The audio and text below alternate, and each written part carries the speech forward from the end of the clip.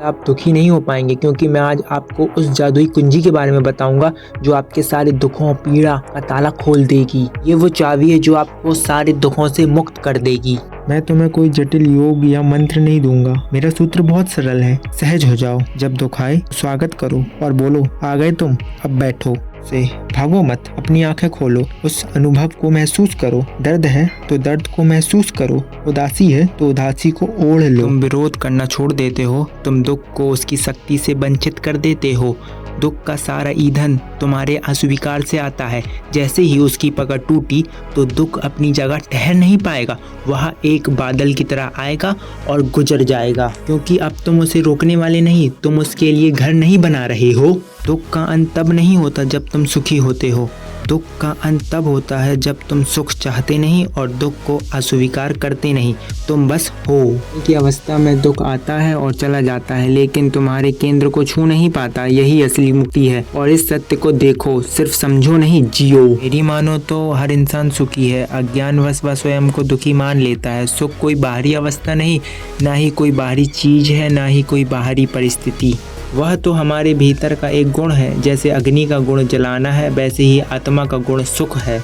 जब इंसान जान लेता वह कौन है, तब वह अपने मूल गुण सुख को अवस्था में बदल लेता है। यानी ज्ञान से गुण अनुभव बन जाता है और अनुभव ही आत्मा है। अनुभव स्वयं का हो, सत्य का हो, तो वह आत्मा का अनुभव है। किंतु जब अनुभव सुख का हो, दुख का हो, दर्द का हो, पीड़ा का हो, मन का हो, शरीर का हो, तो वह अनुभव माया का हो जाता है। गुण है, इसलिए हम सुख के पीछे भागते हैं, क्योंकि आत्मा स्वयं में आनंद है। जैसे अग्नि का स्वरूप है जलाना, वैसे ही आत्मा का स्वरूप है आनंद। शांत होता है, जब वासनाएं थमती हैं, तब जो बचता है वही है आत्मा, और उस मौन में जो रस है वही है आनंद। में डूबकर वो क्षण महसूस करता है जहाँ सब रुक जाता है, वही है आत्मा का स्वाद, वही है सच्चिदानंद, सद चैतन्य आनंद। मेरी मानो तो सुख कोई वस्तु नहीं है, वस्तु आती है जाती है।